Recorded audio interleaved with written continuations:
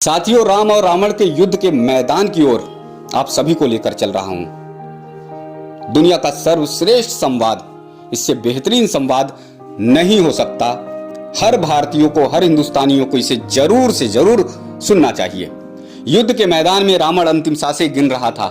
मर्यादा पुरुषोत्तम श्री राम अपने अनुज लक्ष्मण को लेकर रावण के पास पहुंचते हैं। दोनों भाइयों को देखकर रावण व्याकुल हो जाता है, आंखों में आंसू आ जाते हैं। मर्यादा पुरुषोत्तम श्री राम को प्रणाम करता है और कहता है कि प्रभु, आज एक प्रश्न मेरे मन में है, इस प्रश्न का आपको समाधान करना होगा, इस प्रश्न का आपको जवाब देना होगा।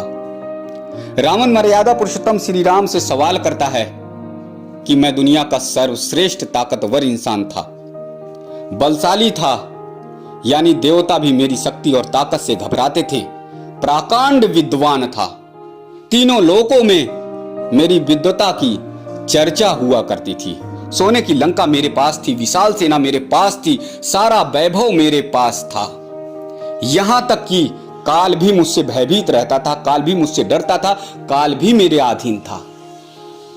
कुबेर, अग्नि, वायु, जल, ये सब बिना मेरी आज्ञा के कोई काम कर नहीं सकते थे।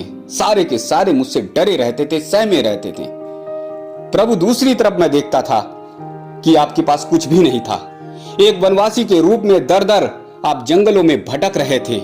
ना कोई सेना थी आपके पास और ना कोई राज्य था आपके पास।